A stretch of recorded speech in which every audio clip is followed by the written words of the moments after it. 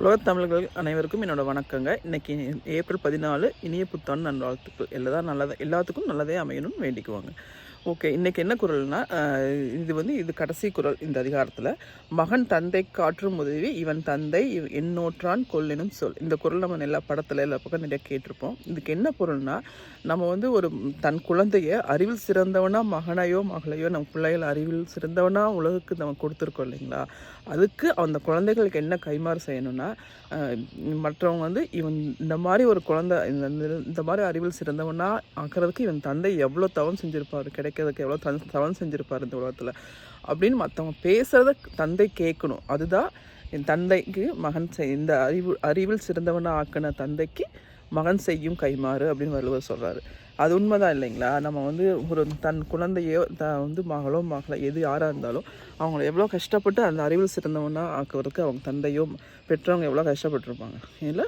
இப்போ கஷ்டப்பட்டாலும் அவங்க எவ்வளோ புண்ணியமோ தவமோ பண்ணியிருந்தால் தானே இது கிடைக்குன்னு சொல்லுவாங்க இல்லைங்களா. எல்லோரும் கஷ்டப்படுறோம், எல்லாத்துக்குமே ஒரே மாதிரி அமையுது இல்லைங்களா. எல்லாத்துக்கும் ஒரே மாதிரி அமையுது கிடையாது. இது ஒரு 20% அந்த மாதிரி நடக்குது இல்லைங்களா. அப்போ அவங்க ஏதோ யூனிக்காவோ ஏதோ டிஃப்ரெண்ட்டாக இருக்காங்க. அதுக்கு காரணம் என்னென்னா அவங்க தவம் செஞ்சுருக்காங்க அப்படின்னு தான் அர்த்தம். தவமோ புண்ணியமோ ஏதோ போன ஜென்மத்தில்னு சொல்லுவாங்க இல்லைங்களா.